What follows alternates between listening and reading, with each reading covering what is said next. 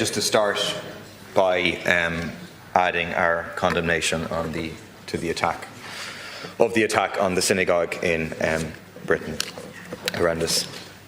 Taoiseach, we should be very clear about what we saw last night. Last night was an act of piracy in international waters. The Israeli Special Forces unit, Shayatet 13, surrounded 40-something flotilla boats, sprayed a whole number of them with heavy water cannons, rammed a number of small boats, and then boarded them with armed soldiers. These were boats that were in international waters, boats that were carrying baby formula, carrying food, carrying medicine to a people that are being deliberately starved and have famine imposed on them by Israel. And these people have been kidnapped. They haven't been detained, they've been kidnapped in international waters and are being taken against their will to Ashdod, probably. That's the usual spot. I was in here last night and watching the live feeds like millions of people around the world, and I felt, here in these pictures, you have the best of humanity on display. Ordinary people. I had the pleasure of spending 2 weeks with hundreds of them in Tunis. Extraordinary people in many ways, but ordinary people in terms of the lives they lead. Nurses, civil servants, senator, poet. People who are driven to do what they can, to put their lives on the line to try and stop a genocide. The best of humanity, combined with then the worst of humanity as these Israeli soldiers board in order to stop aid getting through to a starving population. It reminded me, I have to say, it was very similar to the experience we had in 2011 on the flotilla I participated in. Chris Andrews and many others were part of that. And I tell you, it's a terrifying experience for Israeli soldiers to board your boat. They're clearly hyped up, they've got big guns, they're pointing them at you, and you're highly aware that they've been told that you are Hamas terrorists or whatever else they've been told about you. And you have to remember, this is David and Goliath stuff. Israel is armed by the world's richest countries, one of the richest, most armed military, support from the most powerful countries in the world to inflict this genocide, and ordinary people armed with nothing other than baby formula and food and medicine. And it says everything, of course, about the nature of this Israeli state, the nature of this genocide, the nature of this apartheid state, that they are, engage in military action to stop people bringing humanitarian aid. I want to say one thing to the participants in the flotilla. When we were in Tunis, for example, we spoke about two key parts of our mission. One was to break the siege and to open a people's humanitarian corridor to allow aid to flow. It's clear that that is not going to be achieved, and an obligation goes back onto states to bring aid and ensure the blockade is broken. But the other aim was to highlight the complicity of Western states, or the failure of Western states to act, and to bring pressure to bear on governments around the world.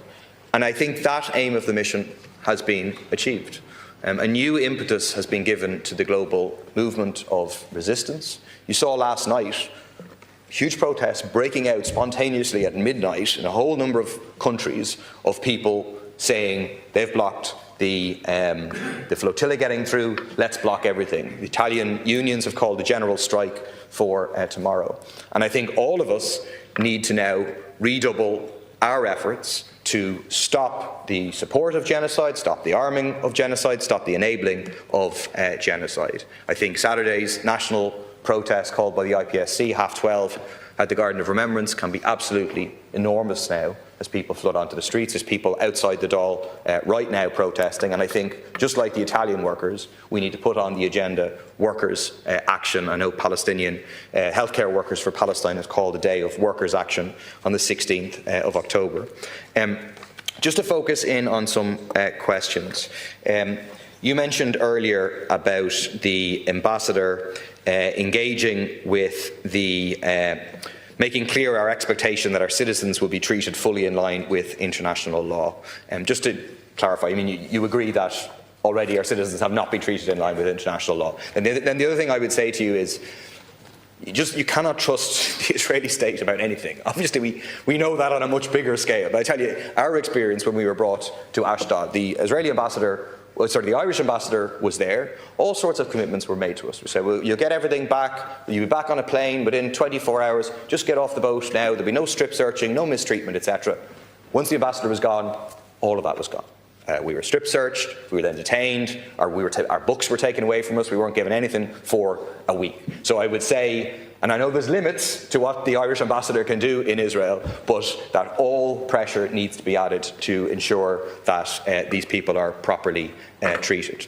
Maybe I'll move on, because I think a lot of the details in terms of the flotilla and the treatment have been questioned. And actually, if the other flotilla participants were here, I think they'd want me to ask about the broader issues, because that's what they're engaged about. It's all eyes on Gaza, not just the flotilla. So just to pursue the question about the use of Irish airspace, I mean, you went on the Late Late Show and said you didn't think that Irish airspace was being used. I did a leader's question. I gave you a dossier to prove that. I got a letter after that from the Minister for Transport saying that the examination is ongoing. We know that examination has been ongoing for more than a year now. I got a PQ back last week. I asked, when did it commence and when will it be completed? And the answer I got, my department has been engaged in an examination of this matter. This work is still ongoing at the present time. I mean, that's really a joke. Are you going to take seriously the issue of the overflights? It isn't a question of beefing up our military, it's a question of prosecuting the companies that have it. It's a minister can prosecute the companies, they have it on their waybills, they're admitting that they're doing this, it's clearly illegal. Why is the examination taking so long, and is the government going to act on it? Yeah, I mean, and I'm very happy to answer broader issues than the flotilla, but as you can be assured, the entire nighttime and daytime has been dedicated by trying to protect Irish citizens who are currently detained in the state of Israel and get them home as quickly as possible, and that's where my focus is today and has been right throughout the night.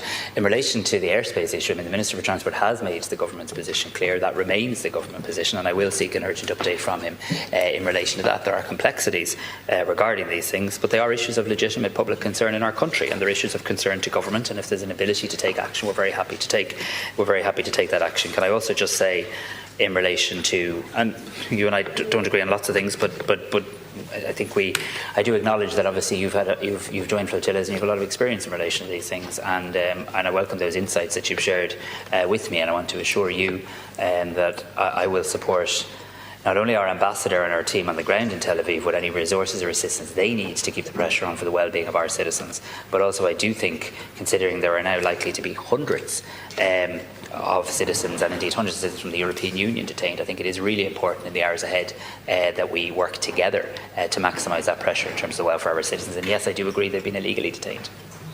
Deputy Healy.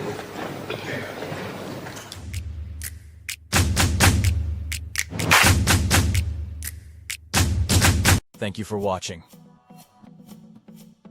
If you want to stay connected with the most important voices in Irish politics, don't forget to subscribe and turn on notifications.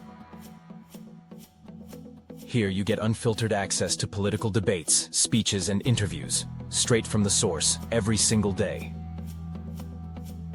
Be informed, be engaged, right here with us.